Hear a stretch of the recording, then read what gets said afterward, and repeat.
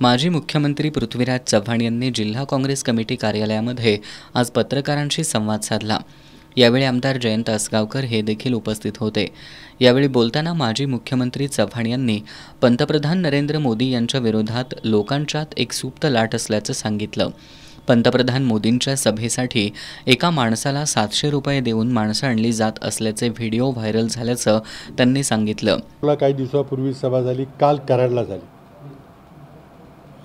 ते एक स्पष्ट होते की माणसांना 700 रुपये देऊन आणले जाते। अनेक व्हिडिओ पुढे आलेले आहेत, लोक जाताना सांगतात आपल्याला। आणि त्यामुळे गर्दी गोळा करण्याकरता माणसं भाड्याने आणल्याशिवाय त्यांना गर्दी जमत नाही, हे एक स्पष्ट झाले। काही व्हिडिओ आपण पाहिले असतील, कोल्हापूरचा अनुभव असेल, मी कराडचा अनुभव सांगतो आपल्याला। पंतप्रधान नरेंद्र मोदी वारसा कराबद्दल चुकीची माहिती देत लोकांची दिशाभूल करतायत। पण स्वर्गीय पंतप्रधान राजीव गांधींनी 1985 सालीच हा कायदा रद्द केला असल्याचं सांगत माजी मुख्यमंत्री चव्हाण यांनी आत्मविश्वास गमावलेले पंतप्रधान धार्मिक ध्रुवीकरण करत मतं मागतायत हे लज्जास्पद असल्याचंही त्यांनी सांगितलं।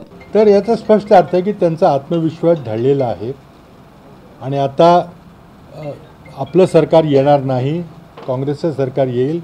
आणि मग काँग्रेसचं सरकार यायला लागलं असेल तर मग त्याबद्दल खोटी भीती निर्माण करून धार्मिक ध्रुवीकरण करून आपल्याला काही मतं मिळतात का हा प्रयत्न करतो। तो अत्यंत हास्यास्पद म्हणावं का काय म्हणावं, कारण माझ्या पंतप्रधानांनी, माझ्या देशाचा एकच पंतप्रधान आहे, माझ्या पंतप्रधानांनी अशा प्रकारचं वक्तव्य करावं, यामुळं खरंच शर्मनाक वक्तव्य आहे।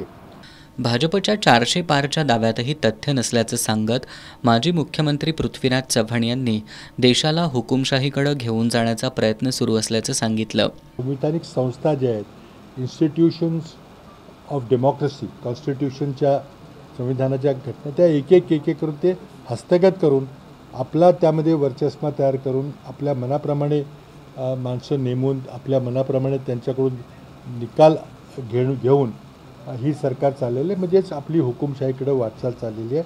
म्हणून या निवडणुकीचा सर्वात महत्त्वाचा मुद्दा जो आहे तो या देशातली राज्यव्यवस्था ही लोकशाही राज्यव्यवस्था राहील का नाही, डॉक्टर बाबासाहेब आंबेडकरांचं संविधान अस्तित्वात राहील का, ते मोडलं जाईल, ते बदललं जाईल। आणि त्याला आयकर खात्याची काँग्रेस पक्षावरील कारवाई, RSSनं संविधानाला केलेला विरोध, दिल्ली पंजाबमधील शेतकरी आंदोलन, 10 वर्षात अर्थव्यवस्था सक्षम करण्यात आलेलं अपयश या मुद्द्यांवरूनही माजी मुख्यमंत्री चव्हाण यांनी पंतप्रधान मोदी आणि भाजपवर जोरदार टीका केली। मोदींच्या नेतृत्वाखालील भारत देश विकसित आणि महासत्ता होणं शक्य नाही असंही त्यांनी सांगितलं।